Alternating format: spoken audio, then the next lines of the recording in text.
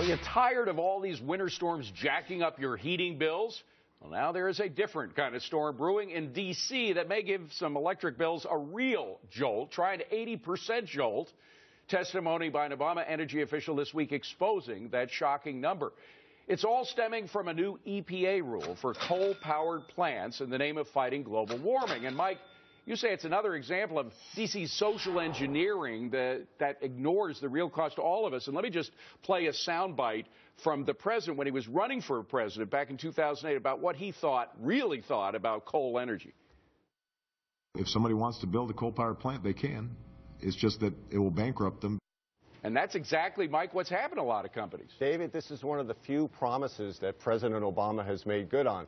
Many plants have been shut down, jobs have been lost, and coal production in this country is also down. Meanwhile, he and his cronies, many of which know nothing about energy, have never even had a private sector job, have funneled hundreds of millions of dollars into these sort of newfangled types of energy companies that have gone bankrupt, like Nevada Geothermal, that collapsed under its own weight because it couldn't make any money.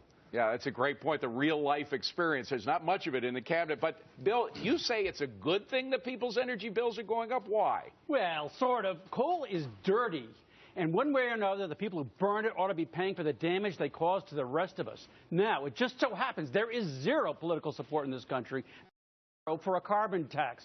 So the president is resorting to harassment of the coal industry. I don't like harassment because it's inefficient. I'd much rather have a tax. But one way or another, if you're burning coal when you turn on your AC, you should be paying more. But, Steve, the fact is that people are already paying more. People have seen their heating bills go up, and now they're going to see them go up further. Yeah, it shouldn't be bureaucrats deciding what kind of energy you use. Let the free markets work. Free markets are free people. And this is an example of the president's 1%. But in this case, it's elitists imposing 1% of energy, things like ethanol, things like solar power and wind power, stuff that couldn't do it on its own. They're forcing that's one source of 1% of our energy. They're forcing that on the rest of us at the cost of billions of dollars. Coal is getting cleaner. Coal is cheap. Let the markets work. It's freedom. And, Rick, even if the end result is a positive end result, cleaner air for everybody, again, it sort of reflects this administration's lack of practical experience. Mike Ozanian was talking about that. Only 4 of the 15 cabinet members have any private sector experience. And, by the way, 2 of those, Jack Lew and Chuck Hagel, were kind of the in-and-out guys who come in and out of government. Yeah, but let's set a few facts straight on this. Number one, the EPA regulation that's been proposed has nothing to do with existing coal plants. It would be on new construction of coal plants. So the existing coal plants will not be raising your price of energy. Number two, energy is delivered on long-term contracts, so even if it did skyrocket, then it would not reach you at the home level. Number three, all of those coal companies that have shut down, you know why? It was free market. They've already been making the transfer to what? Natural gas, not some Obama-sponsored. That's not a bad thing. That's not a bad. But Rich, in the meantime, look at what's happened to Arch Coal, for example. Look at a 3-year chart for Arch Coal, the company. It is practically flatlining right now. They are killing these coal companies and killing jobs. That's why a lot of Democratic senators who come from coal states are against what the administration is doing. You know, I could support this administration's war on coal if they were more pro-entrepreneurial and really let the shale oil people and the shale gas people and the next generation nuclear people, proceed at a much faster rate.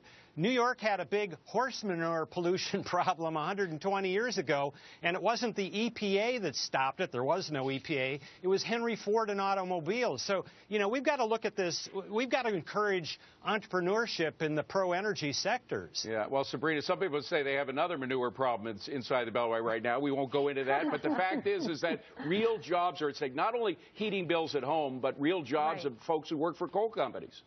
Right. I mean, coal makes up about 40% of the electricity generated in the United States, and this is another example of a regulation that the president is pushing with little consideration for the consequences of it. I mean, the fact is this would have massive impacts not just on our personal heating bills, but on factories, transportation, hospitals, all sorts of industry that depends on affordable energy. And so once again, the administration is pushing out there, picking winners and losers in the energy industry with no consideration for how it will impact Americans. Yeah, and in terms of the point about new plants, when they stop new plants, they're going to go after the old and shut them down as well.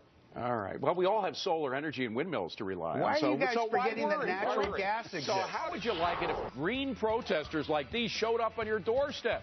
It just happened, and the Cashin' In Gang says it's a big worry for everybody. Find out why at the bottom of the hour. But first, right here, the one thing our nation's capital city now has in common with the Capitol in the Hunger Games. The new report that may have you hungry for change.